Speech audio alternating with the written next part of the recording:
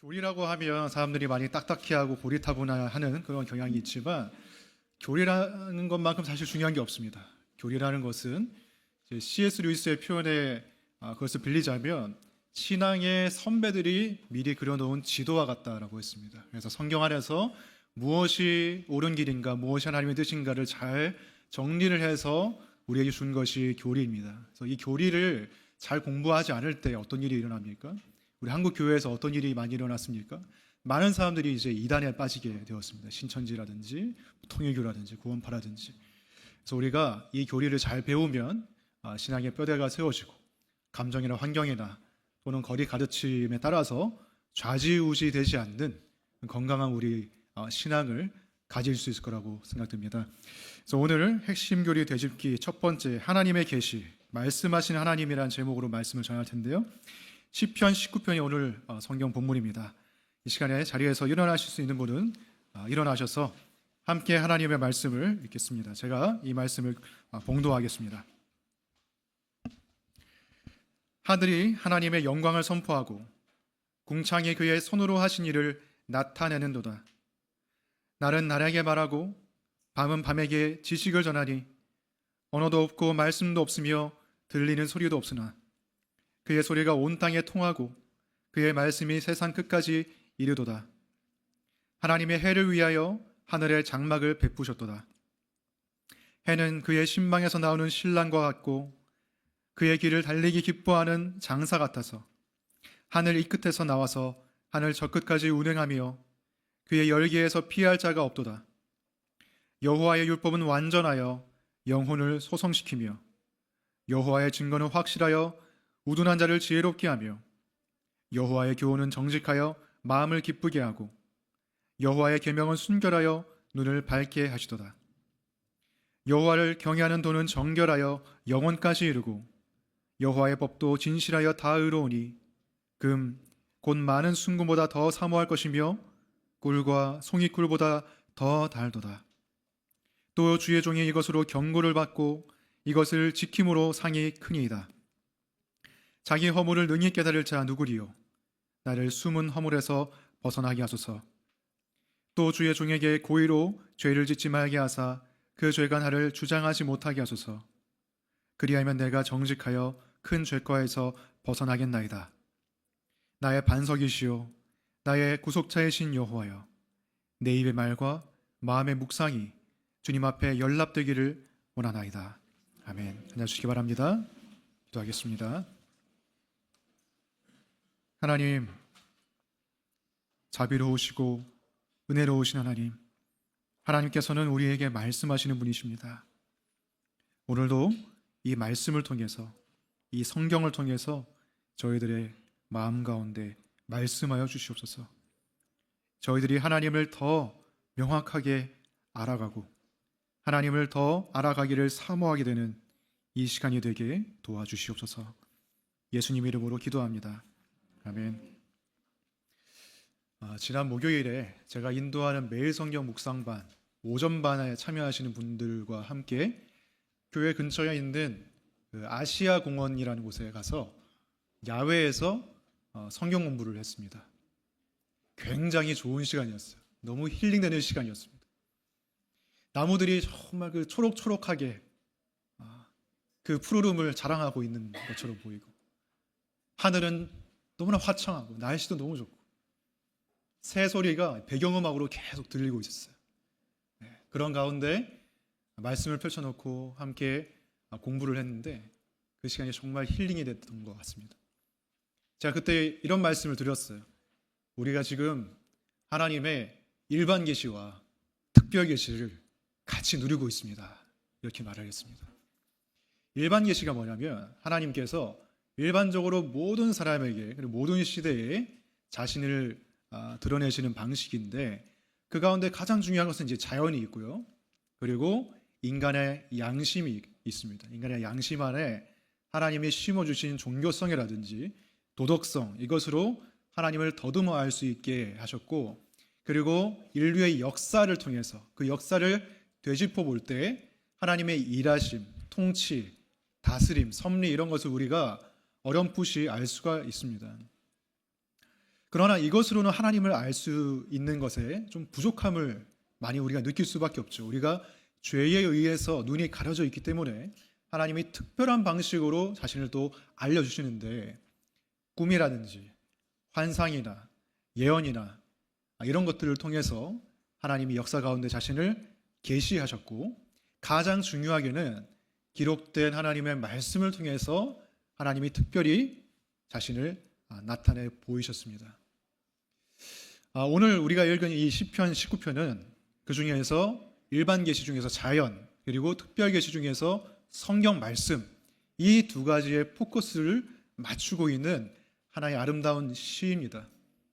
그래서 이 본문을 우리가 살펴보면서 세 가지를 나눠보려고 합니다. 첫 번째는 자연을 통해서 말씀하시는 하나님, 두 번째는 성경을 통해서 말씀하시는 하나님, 세 번째는 그 말씀에 대한 우리의 반응입니다. 첫 번째, 자연을 통해서 말씀하시는 하나님. 1절 말씀 보시면 하늘이 하나님의 영광을 선포하고 궁창이 그의 손으로 하신 일을 나타내는도다. 이 시편도 다윗이 지은 시편입니다. 다윗은 하늘을 보는 걸 참 좋아했던 것 같아요. 시편 8편에서도 하늘을 보면서 하나님의 아름다우심을 노래했는데, 오늘 이 시편 19편에서도 하늘을 보면서 그 하늘이 하나님의 영광을 선포한다라고 시를 지었습니다. 하나님의 영광, 이 영광이라는 것이 굉장히 추상적인 단어인데 쉬운 단어로 바꾸면 하나님의 탁월하심, 하나님의 아름다우심이라고 우리가 바꿔서 말을 할 수가 있습니다. 그래서 하늘을 볼 때, 그리고 그 하늘에 수놓아진 수많은 별들을 볼 때 하나님의 탁월한 솜씨와 지혜와 그 능력이 쏟아져 내리고 있다는 것입니다. 하늘뿐만이 아니라 모든 자연 만물이 하나님의 영광을 증거하고 있다고 다윗이 말을 하고 있는 거예요.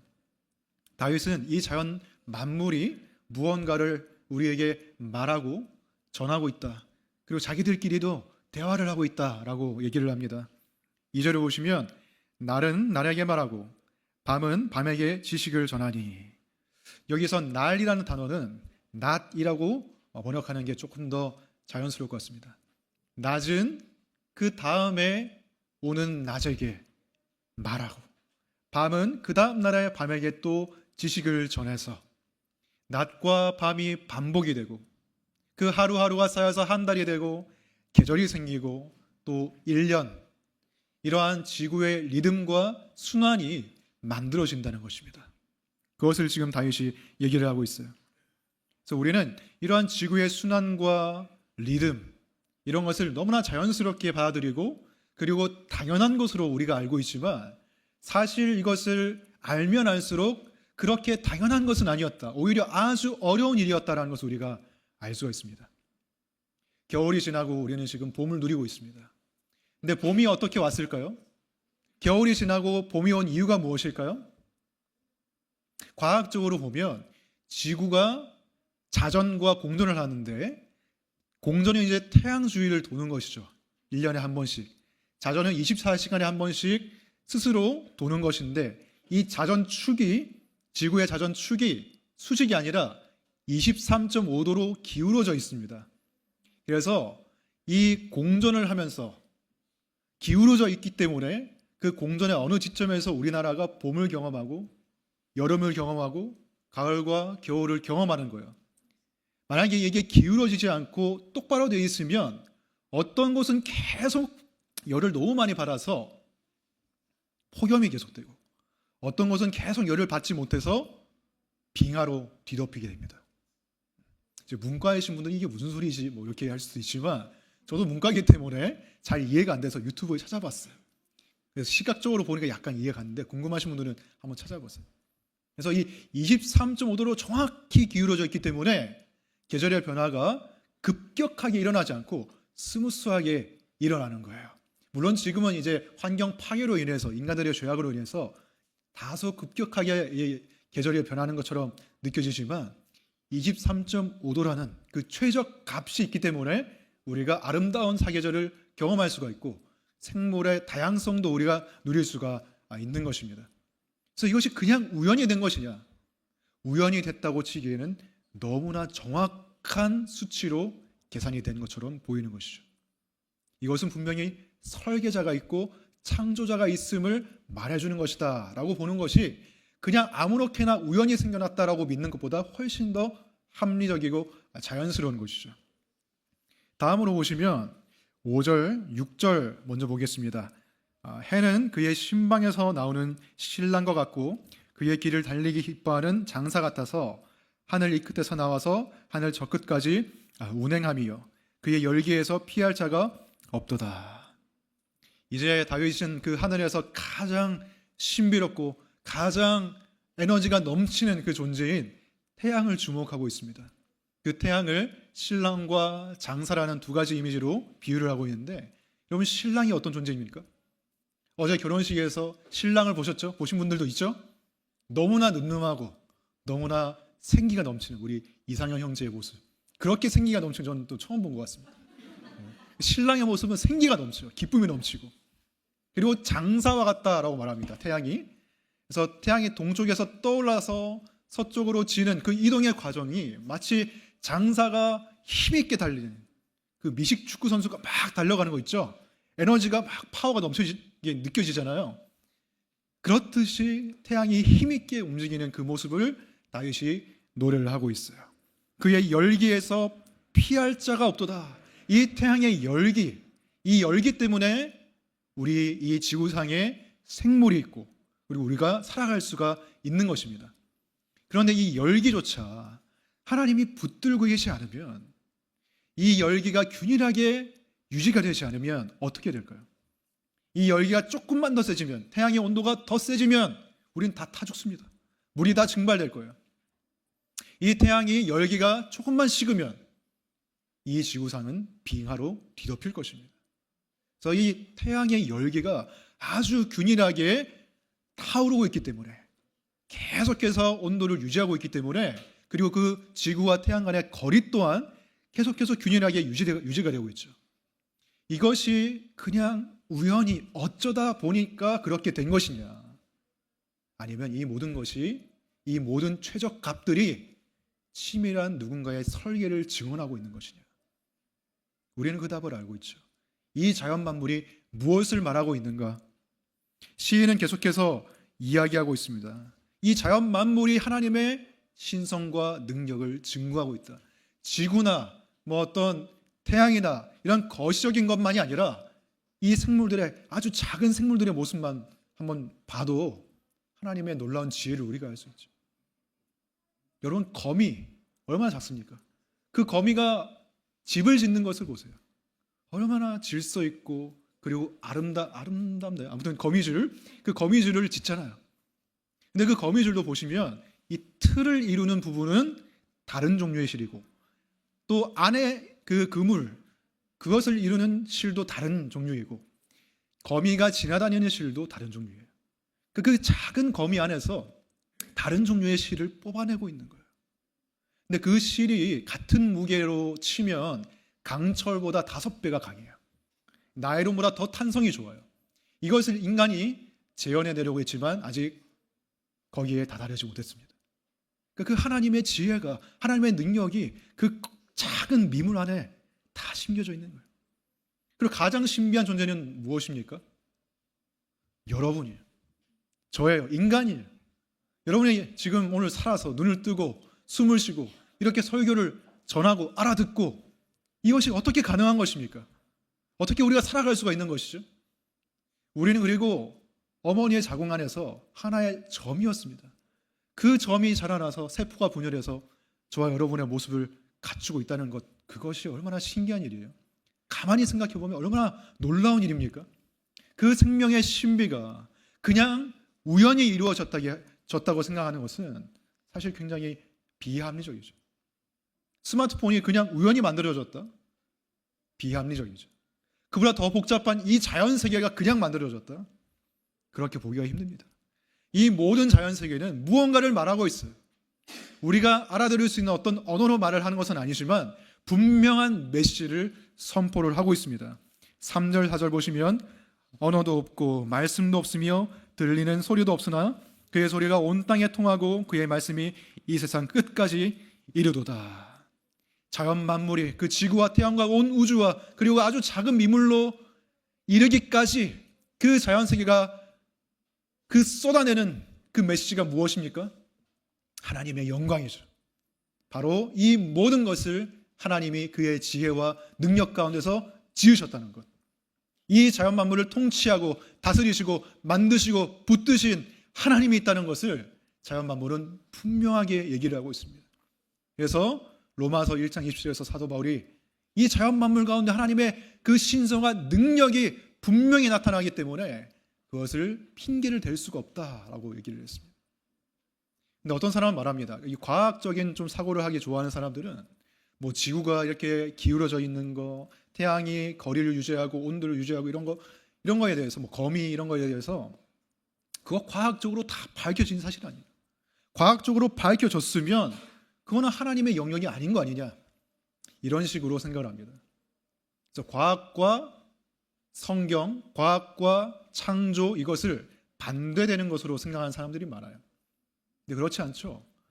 과학은 하나님의 놀라운 창조의 솜씨와 능력을 조금씩 밝혀내는 중인 것입니다. 우리가 알아들을 수 있게 그 하나님의 창조 질서 안에 정말로 질서가 있고 우리가 이해할 수 있는 무언가가 있다는 것. 하나님은 질서의 하나님이시고 이성의 하나님이시고 체계의 하나님이시고 지혜의 하나님이시라는 것을 과학이 증거하고 있는 거예요.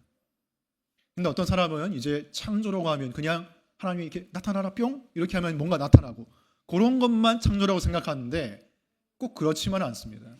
설악산에 울산바위가 있는데 굉장히 아름답죠. 굉장히 웅장하죠. 그것이 어떻게 만들어졌냐? 사람들은 이렇게 말합니다. 과학적으로 볼 때 풍화와 바람에 의해서 그리고 침식 그런 작용을 통해서 그 울산바위가 화강암의 그 침식과 풍화 작용을 인해서 만들어졌다. 그래서 하나님의 창조가 아니다 라고 얘기를 하는데 그게 아니죠. 하나님이 풍화와 침식이라는 자연의 그 법칙과 그 작용을 사용하셔서 그 울산바위를 만드신 것입니다. 그렇게 이해하면 충돌될 게 아무것도 없어요. 과학은 하나님의 창조를 밝혀내는 것입니다.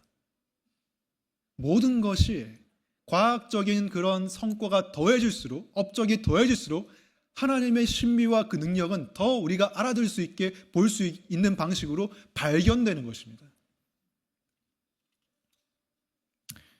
그래서 여러분, 이 온 만물이 증거하는 하나님의 영광, 하나님의 신성, 이것을 여러분 보기 원하시지 않습니까? 정말 하나님과 친밀하게 지내고 그리고 경건한 사람들의 특징 중에 하나는 성경을 좋아하고 성경을 깊이 공부하는 것도 있지만 또 한 가지는 자연을 사랑합니다. 자연 안에 있기를 즐겨해요. 집 안에만 계속 있는 게 아니라 특히 현대인들은 사무실에만 계속 있거나 아니면 집 안에서 쉬더라도 그냥 뭐 넷플릭스 보거나 유튜브 보거나 이런 걸로 시간을 많이 보내는데 사실 하나님께서 그 자연을 주신 이유가 무엇입니까? 우리가 그 안에서 쉬고 영혼이 정화되고 치유받고 그 안에서 정말 하나님의 그 피조물됨, 인간됨을 누리라고 하신 거예요. 존 스토트라는 유명한 목사님도 새를 관찰하는 것을 정말 좋아했어요. 그래서 공원에 앉아서 뭐 비둘기 보는 이런 수준이 아니라 여행을 하면서 새를 따라다닐 정도였어요. 자연을 너무 사랑했습니다. 그래서 더 건강하게 사역을 하셨다라고 평가를 받아요. 여러분도 몸과 마음이 건강해지기 위해서는 자연을 가까이 해야 됩니다. 밖에 나가야 됩니다. 햇빛을 쬐야 됩니다. 바람을 쐬야 됩니다. 산에 가야 됩니다. 바다에 가서 파도 소리를 들어야 됩니다. 그래야 내가 인간이구나. 이 놀라운 자연의 그 신비 가운데서 하나님이 나를 지으셨구나. 또 하나님의 영광을 찬양하게 되고 더 감사하게 되고 우리의 영혼이 치유가 됩니다. 자연을 가까이 하세요. 근데 그럼에도 불구하고 이 자연 세계 안에서 하나님을 발견한다는 것은 한계가 있습니다. 인간의 죄성 때문에. 인간의 죄성 때문에 이 자연 만물을 보고 뭔가 이 만물을 지은 신이 있을 수 있겠다 라는 생각을 어렴풋이 할 수 있죠. 그런데 그 신에 대한 생각을 또 마음대로 해버리기 때문에 올바른 신에 대한 개념을 가질 수가 없어요. 그리고 신을 숭배한다기보다 자연 자체를 신으로 여기고 자연을 우상 숭배하는 쪽으로 빠졌던 것이 인류의 역사입니다. 그러다 보니까 하나님을 자신을 나타내는 그 계시, 또 다른 것이 필요했던 거예요. 인간이 죄가 없다면 일반 계시만 가지고 충분한데 인간이 죄가 있기 때문에, 타락했기 때문에 특별한 계시가 주어졌습니다. 그 특별한 계시 중에 가장 중요한 것이 성경 말씀입니다. 꿈과 환상, 예언, 기적 이런 것도 있지만 가장 중요한 것은 성경 말씀이에요.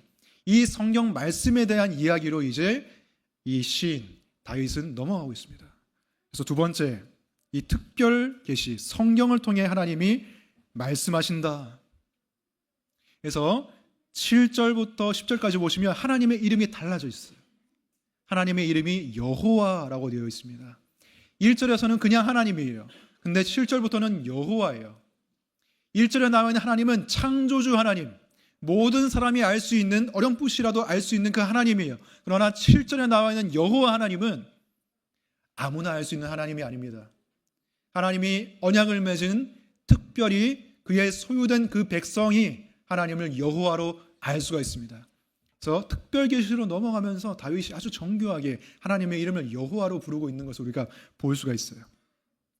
그래서 7절부터 10절까지 보시면 여호와의 율법은 완전하여 영혼을 소성시키며 여호와의 증거는 확실하여 우둔한 자를 지혜롭게 하며 여호와의 교훈은 정직하여 마음을 기쁘게 하고 여호와의 계명은 순결하여 눈을 밝게 하시도다. 여호와를 경외하는 도는 정결하여 영혼까지 이르고 여호와의 법도 진실하여 다 의로우니. 여기서 율법, 증거, 교훈, 계명, 법, 도 이렇게 나와 있는 모든 것들은 다 하나님의 말씀을 뜻하는 것입니다. 하나님의 말씀을 이제 동어 반복을 피하기 위해서 시적인 표현으로 여러 것으로 부르고 있는 것인데,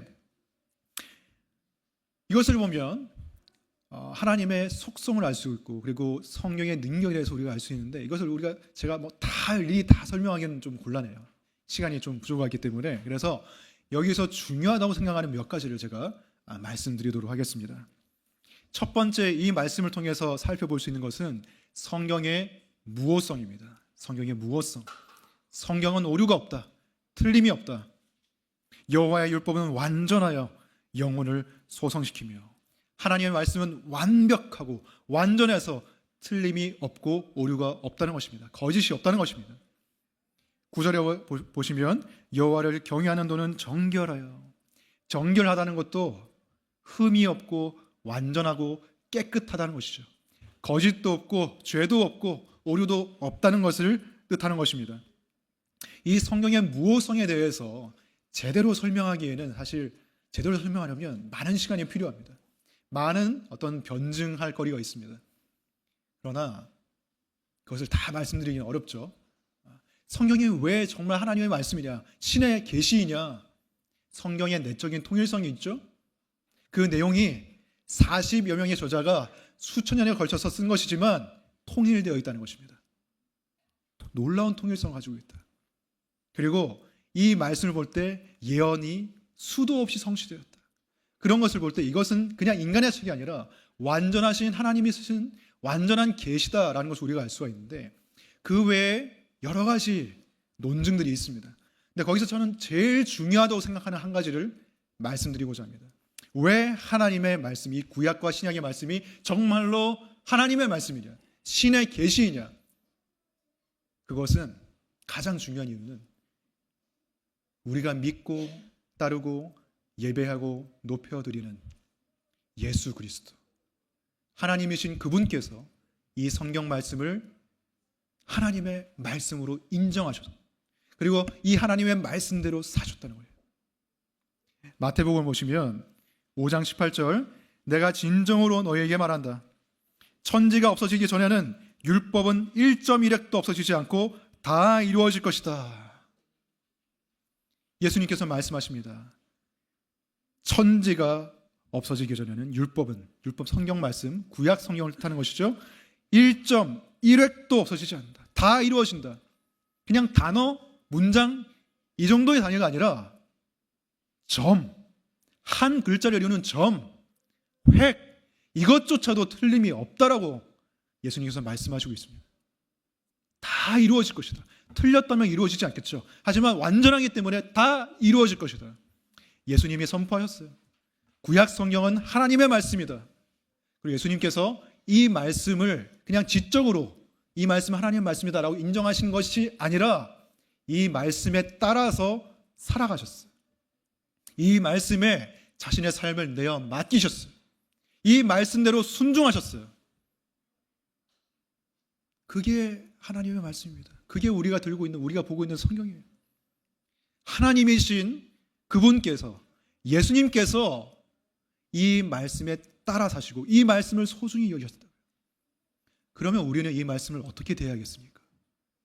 예수님이 그렇게 대했다면, 하나님이신 그분이 성경을 하나님의 말씀으로 대했다면 우리는 더더욱 그래야겠죠.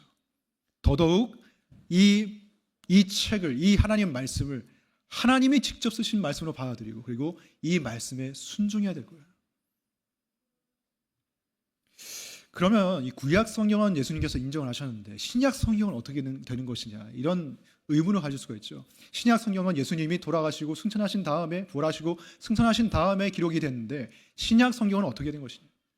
그것을 위해서 예수님께서 12제자, 12사도를 세우신 것입니다. 그들을 통해서 성경이 기록되게 한 거예요. 예수님의 직접적인 가르침을 받고 예수님과 함께 생활했던 그 12제자, 12사도들이, 사도 바울을 포함해서 그들이 성경을 쓰게 하셨습니다. 그리고 성경을 쓸 때 그냥 인간적인 실력과 인간적인 어떤 지혜로만 쓰는 것이 아니라 그것이 포함되어 있지만 성령의 인도하심을 받아서 쓰게 하셨어요. 그래서 요한복음 16장 13절 보시면, 그러나 그분 곧 진리의 영이 오시면 그가 너희를 모든 진리 가운데로 인도하실 것이다. 그래서 초대교회 때부터, 1세기 때부터 예수님이 돌아가신 지 얼마 안 된, 승천하신 지 얼마 안 된 그 상황, 그때부터 신약 성경은, 사도들의 그 기록 문서들은 성경으로, 거룩한 말씀으로, 하나님의 말씀으로 받아들여졌습니다. 데살로니가전서 2장 13절 보시면, 우리가 하나님께 끊임없이 감사하는 것은 여러분이 우리에게서 하나님의 말씀을 받을 때에 사람의 말로 받아들이지 않고 실제 그대로 하나님의 말씀으로 받아들였기 때문입니다. 사도 바울이 전한 것, 베드로가 전한 것, 요한이 전한 것, 그 모든 것이 하나님의 말씀으로 받아들여졌다. 그게 신약 성경입니다. 구약 성경, 신약 성경, 그 모두가 하나님 말씀이에요. 오류가 없어요. 완벽해요. 완전한 하나님이 기록하신 것이기 때문에. 그래서 이 말씀은 우리에게 충분합니다. 그것을 성경의 충분성이라고 합니다. 완벽하신 하나님의 계시의 말씀은 우리에게 충분하다. 하나님을 알기에, 그리고 우리가 어떻게 살아야 되는지에, 그 뜻을 분별하기에 충분히 계시되어 있다. 이 성경 말씀에. 그것이 성경 말씀의 충분성입니다. 특별 계시에 성경 말고도 꿈이나 환상이나 뭐 기적이나 이런 게 있다고 했잖아요. 구약 성경을 보면, 그리고 신약 성경을 보면 하나님이 많은 사람들에게 꿈과 환상으로 말씀하셨습니다. 기적을 통해서 자신을 보여주셨습니다. 그리고 어떤 선지자 개개인을 통한 어떤 예언을 통해서 자신을 말씀하셨습니다. 그러나 성경이 완성된 지금 이 시점에는 하나님께서 그러한 꿈과 환상, 이러한 것을 주요한 수단으로 쓰지 않으세요. 가장 주요하고 확실한 수단은 성경 말씀입니다. 하나님께서 꿈과 환상이나 기적이나 이런 것을 이 시대에도 전혀 사용하지 않는다, 그렇게 보기에는 조금 힘듭니다.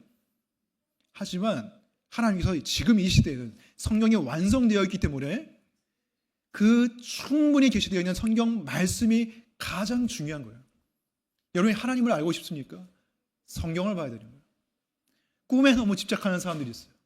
꿈을 꿨는데 이게 심상치 않다, 범상치 않다. 그래서 어떤 용한 그런 권사님, 용한 어떤 선교사님, 무당도 아니고 그런 사람을 찾아가가지고 꿈풀이를 받고 내가 미래에 어떻게 될 건지, 지금 어떤 상황인지 막 꿈을 통해서 계속 알려고 하는 사람들이 있는데, 하나님의 꿈을 통해서 말씀하시는 것을 우리가 완전히 부인할 수는 없습니다. 하지만 너무 꿈에 그렇게 매달리면 성경을 도외시하게 되고, 그리고 신앙생활 자체가 아주 체험, 특별한 어떤 경험, 이것에 매몰되게 됩니다. 정상적인 신앙생활을 하지 못해요. 그래서 꿈만 꾸면 이게 하나님이 계시하신 것인가? 이런 식으로 생각하면 얼마나 곤란하겠어요. 개꿈일 수도 있는데. 그렇지 않습니까? 그 마음에 어떤 들리는 소리, 하나님이 정말 말씀하시는 것 같아. 분명히 하나님의 소리인 것 같아. 이렇게 들리는 것도 있을 수도 있습니다. 부정할 수는 없어요. 그런데 그것이 확실하냐? 그것이 정말 하나님이 말씀하시는 것이냐?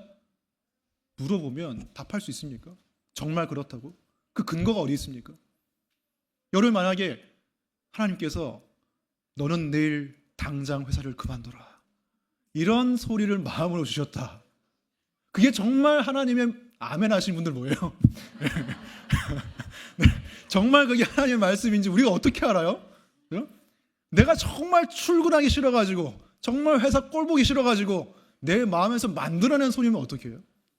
그 소리를 하나님의 말씀을 듣고 내일 바로 사직서를 냈다가 뒷감당을 못하잖아요.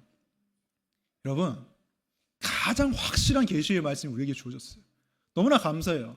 하나님이 성경 말씀, 객관적으로 우리가 알고 탐구할 수 있는 성경 말씀을 우리에게 주셨기 때문에 우리가 하나님을 알 수가 있는 거예요. 하나님 뜻을 분별할 수가 있는 거예요. 하나님은 그냥 꿈으로만, 어떤 소리로만, 어떤 명상 속에 어떤 볼 수 있는 환상으로만, 그렇게만 하나님이 나타나셨다면 우리가 하나님을 제대로 알 수 있겠습니까? 이 사람은 이런 환상을 보고 저 사람은 저런 환상을 봤는데 그게 상충되면 어떻게 하라고요? 그 모든 것이 하나님의 말씀으로 철저히 검증돼야 됩니다. 하나님의 말씀이 최고의 권위를 가지고 있어요. 하나님의 말씀만이 완전한 것이고 충분한 것입니다. 그래서 그 하나님의 말씀만이 우리의 삶과 우리의 말과 행동과 생각과 판단의 유일한 기준이 될 수가 있는 거예요. 말씀으로 나아가세요. 말씀이 있는데 우리가 다른 것을 왜 구하겠습니까? 그래서 7절 중간을 보시면은 여호와의 증거는 확실하여 우둔한 자를 지혜롭게 한다라고 했습니다. 여호와의 증거는 확실하다. 이것만큼 확실한 것이 없다. 다른 모든 수단은 불확실하다는 것을 암시하고 있는 거예요. 하나님의 말씀만이 확실한 하나님의 계시입니다. 그래서 하나님께서는 성경 말씀을 통해서 우리에게 말씀하시는 거예요.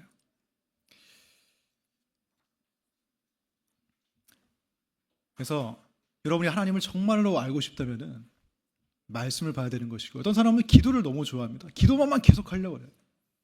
기도 가운데 우리가 하나님을 알게 되는 것들이 분명히 있습니다. 그러나 그 기도 또한 결국의 그 목적은 우리가 하나님의 말씀을 알게 되는 것이고요.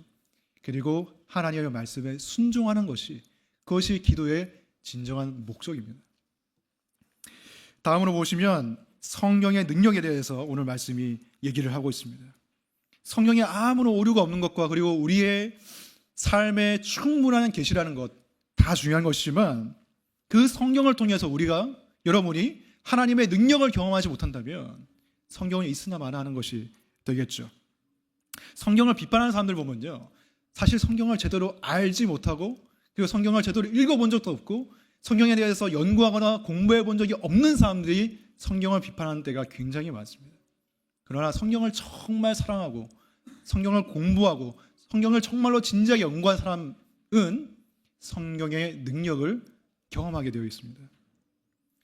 7절 8절 다시 보시면 여호와의 율법은 완전하여 영혼을 소성시키며, 성경은 우리의 영혼을 다시 살린다고 합니다. 우리가 겉으로 보기엔 살아있지만 죽어있는 사람들이 많잖아요. 하나님을 믿지 않아서, 하나님 몰라서 죽어있는 사람들이 너무 많은데, 그런 사람들이 하나님의 말씀을 통해서 하나님을 만나고 영원한 생명을 얻게 되고 다시 살아나게 된다는 것입니다. 여호와의 증거는 확실하여 우둔한 자를 지혜롭게 하며, 성경은 우리에게 지혜를 줍니다. 삶의 여러 가지 지혜를 주고, 그리고 가장 중요한 성경의 지혜는 무엇입니까? 선과 악을 분별해서 선을 따르게 하는 것이 하나님의 지혜입니다. 그냥 이 세상을 살아가는 처세술이 아니라, 세상에 얼마나 똑똑한 사람이 많아요? 지혜롭게 보이는 사람이 많아요? 그러나 그 지식과 지혜로 악을 따르면 그건 어리석은 거예요. 성경은 우리를 지혜롭게 하기 위해서 선과 악을 분별하게 하고 선을 따르게 합니다. 그리고 그 선의 결정판, 지혜의 결정판이 무엇입니까? 십자가. 사람이 보기에는 미련하고 걸림돌이 되는 것이지만 그 십자가가 하나님의 지혜다라고 말하고 있습니다. 십자가를 믿고 십자가를 따르는 것이 지혜다. 성경이 그것을 말하고 있습니다. 여호와의 교훈은 정직하여 마음을 기쁘게 하고, 성경 말씀은 우리를 기쁘게 하죠.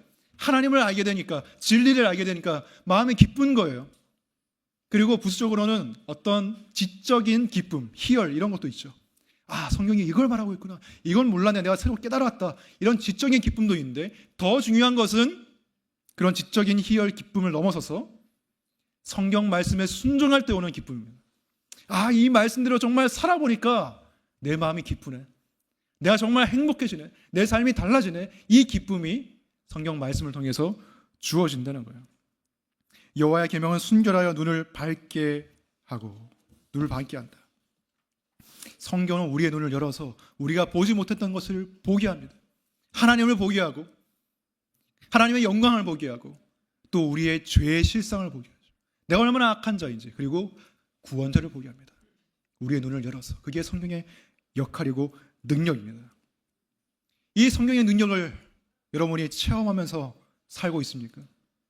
우리가 어떻게 하면 이 성경 말씀의 능력을 체험하면서 살 수 있을까요? 우리가 어떻게 반응해야, 어떤 태도로 나아가야 이 성경의 능력을 우리가 우리의 것으로 누릴 수가 있을까요? 10절 말씀을 보겠습니다. 금, 곧 많은 순금보다 더 사모할 것이며 꿀과 송이꿀보다 더 달도다. 하나님의 말씀의 능력을 체험하는 길은 한 가지입니다. 여러분이 말씀을 소중히 여기는 것입니다. 말씀을 사모하는 것입니다. 금, 곧 순금보다, 돈보다, 그리고 꿀, 곧 송이꿀보다, 이 세상의 어떤 맛있는 음식보다도 여러분이 하나님의 말씀을 갈망하는 것, 소중히 여기는 것, 그것에 모든 것이 달려있어요. 다윗이 만약에 이 시대에 와서 21세기에 오늘 말씀을 기록했다라고 하면 저는 한 가지를 더 추가했을 것 같습니다. 전자기기, 곧 스마트폰보다 하나님 말씀을 더 사모할 것이며, 여러분이 스마트폰을 아침에 일어나자마자 보고, 그리고 밤에 잠들기 전에 보고, 일하면서 틈틈이 보고, 길 가면서도 보고, 이걸 놓는 때가 별로 없잖아요. 여러분이 좋은 쪽으로 좀 정신이 이상해져가지고 스마트폰을 보는 만큼 스마트폰 대신에 하나님 말씀을 스마트폰처럼 대한다고 한번 생각해 보세요. 일어났을 때도 말씀 찾고, 밤에 자기 전에도 말씀을 찾고, 일하다가 힘들어 말씀 찾고, 길을 가다가 말씀 계속 읽고. 여러분, 그러면 분명히 변화가 일어납니다. 그것에 어떤 스마트폰을 사용하는 시간의 한 반 정도? 아니면 반의 반 정도만 해도 하나님 말씀을 통해서 분명한 변화가 일어날 거예요. 그러면 정말 우리가 그 말씀을 보면 볼수록 이래서 말씀을 보라는 거구나, 그것을 알게 됩니다. 꿀, 곧 송이꿀보다 더 달도다. 말씀을 읽어보니까 정말 다네. 하나님이 나에게 주시는 지혜가 있네. 하나님의 사랑을 알게 되네. 읽으면 읽을수록 빠져드는 거예요. 그래서 그렇게 하면 할수록 금보다, 돈보다도 더 소중하게 여기게 되는 것이에요. 결국 여러분, 말씀을 통해서 하나님의 능력을 경험하려면 말씀을 읽어야 됩니다. 근데 난 말씀을 읽고 싶은 마음이 전혀 안 드는데요? 그러면 이렇게 하세요. 간단합니다. 기도하세요. 여러분 마음대로 안 되면 기도하세요. 하나님, 제가 하나님 말씀을 금보다, 그리고 꿀보다, 그리고 스마트폰보다 더 사모할 수 있게 해주세요. 오늘 기도하세요. 하나님 분명히 인도하실 것입니다. 응답하실 거예요. 그리고 말씀을 읽기 전에도 기도하세요. 하나님, 제가 이 말씀을 통해서, 이 완전하신 하나님 말씀을 통해서 지혜를 얻게 해주시고, 영혼이 소성케 되게 해주시고, 기쁘게 되게 해주시고, 눈을 밝게, 하나님 제 눈을 열어주세요. 이 말씀을 통해서. 이렇게 기도하세요. 그리고 말씀을 보세요. 그리고 말씀을 보실 때 어디를 읽어야 될지 모르겠다, 어떻게 시작해야 될지 모르겠다, 그런 분들도 있잖아요. 제 생각에 가장 좋은 방법은 매일 성경 그냥 하나 사가지고 보는 겁니다. 하루에 그 한 페이지씩. 왜냐하면 거기에는 공부할 수 있게 해설도 나와 있고, 사실 성경을 읽을 때 좀 힘든 점이 무엇입니까? 이게 무슨 말인지 모르겠다, 그런 거거든요. 옆에 해설도 있어요. 공부하면서 볼 수 있어요. 그리고 우리 교회에 성경 공부가 많아요. 그 성경 공부에 하나 이렇게 수강을 하면서 성경을 공부하는 거예요. 그 공부를 하는 것을 통해서 또 훈련을 통해서 우리는 말씀을 더 가까이 하게 됩니다. 처음에는 보기 싫죠. 읽기 싫죠. 그런데 훈련해 보세요. 하루에 시간을 정해놓고 나는 아침에 일어나서 또는 자기 전에 성경을 하루에 한 장씩 읽겠다. 이런 식으로 10분씩 보겠다. 이런 식으로 계획을 정하고 지키세요. 그러면 그 훈련을 통해서 여러분은 하나님의 여러분을 통해서 여러분에게 성경을 통해서 말씀하시는 것을 경험하게 됩니다. 그 말씀을 통해서 하나님이 여러분의 삶을 인도하시는 것을 경험하게 됩니다. 그리고 저는 이게 정말 중요하다고 생각하는데 여러분이 성경책을 읽을 때 한국인의 특징이 뭔지 아십니까? 최대한 시간을 적게 투자해서 많이 뽑아내려고 하는 거예요. 최대 효율만 바라보는 사람들이 이 한국 사람들이. 성경 읽을 때도 그렇게 하는 거예요. 나는 10분만 딱 읽고 은혜 받을 거야. 그렇게 하면 은혜 못 받습니다. 여러분 취미생활 할 때 뭐 스포츠 하거나 아니면 좋은 여러분 읽고 싶은 소설책 읽거나 아니면 영화 보거나 그렇게 할 때 막 마음에 쫓기듯이 빨리 해치울 거야 이런 식으로 하지 않잖아요. 좀 느긋한 마음을 가지고 책 읽고 영화 보고 이렇게 해야 유익이 있잖아요.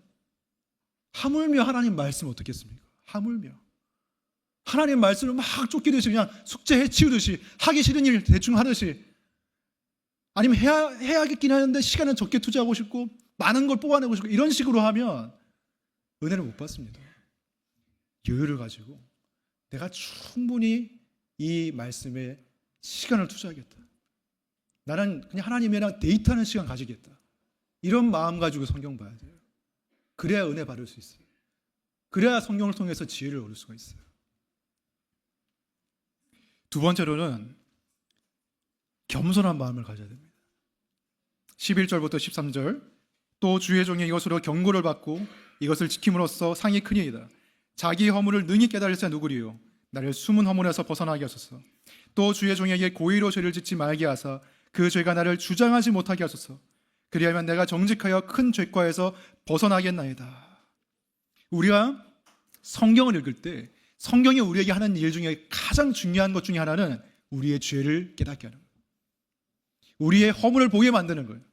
심지어 숨은 허물까지도, 남은 보지 못하는 나의 숨은 허물까지도. 오늘 대표 기도할 때 공영 집사님 이렇게 기도하셨죠. 우리가 겉으로 보기에는 평범하지만 우리 안에 죄가 있어요. 성경이 그것을 고발합니다. 우리가 겉으로 보기에는 순결하죠. 정직하죠. 마음속으로는 속이고 싶은 마음도 있죠.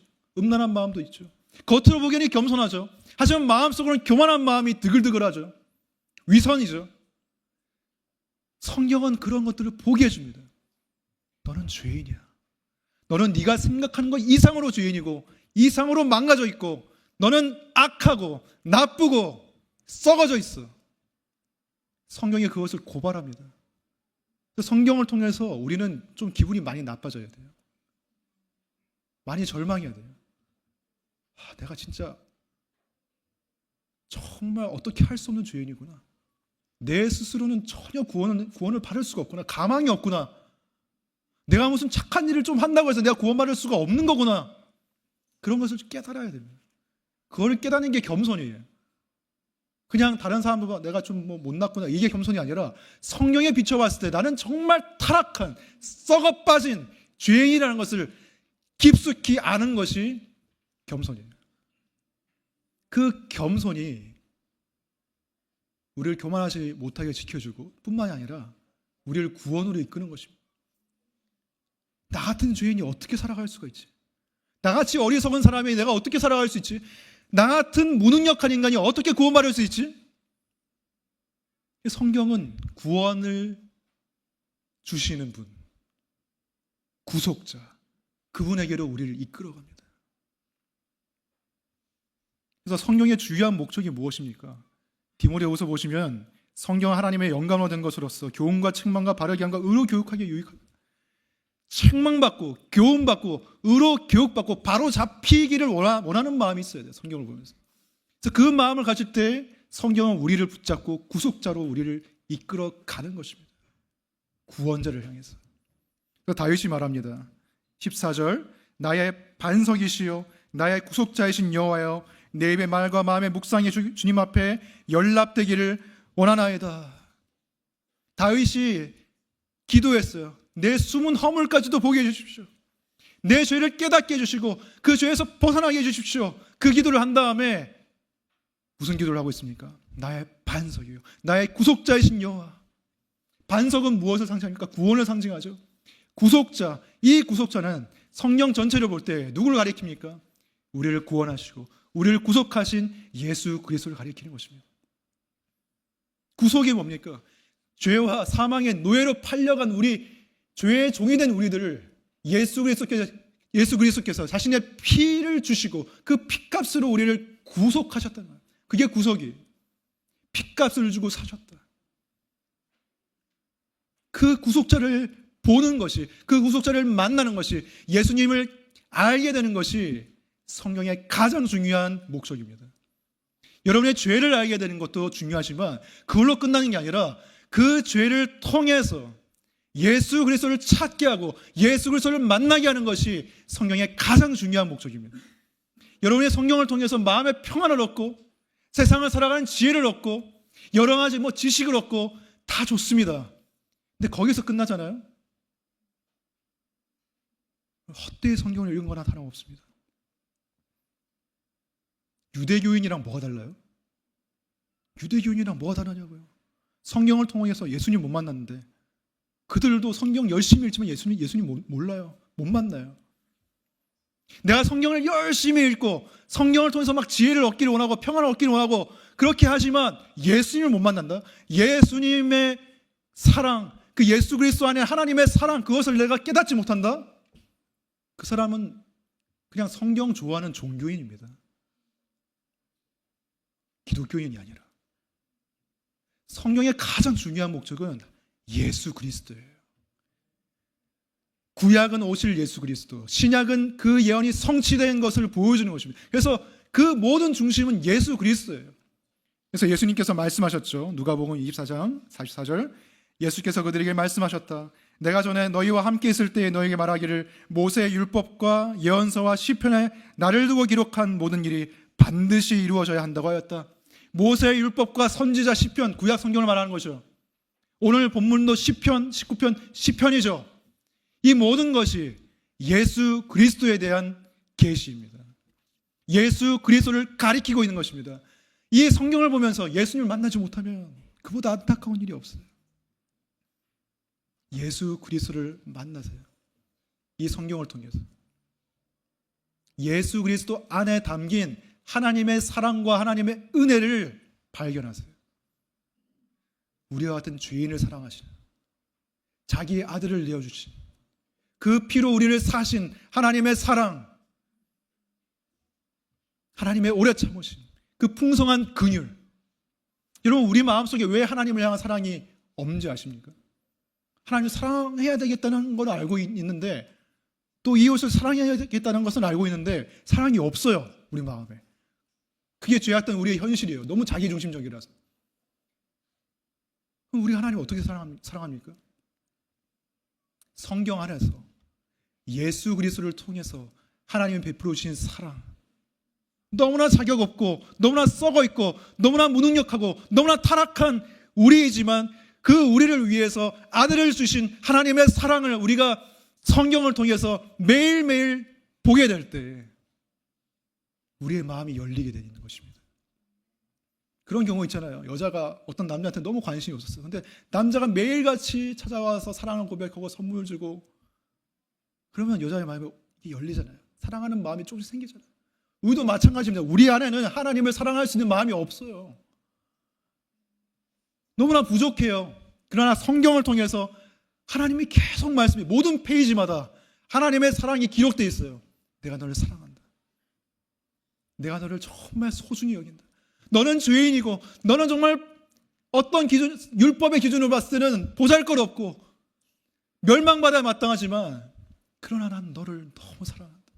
너무 너는 소중하다. 나의 보물이다. 너는 나의 자녀다. 내가 너를 얻기 위해서 내 아들을 버렸다. 이 메시지가 모든 페이지에 기록되어 있습니다. 그게 성경이에요.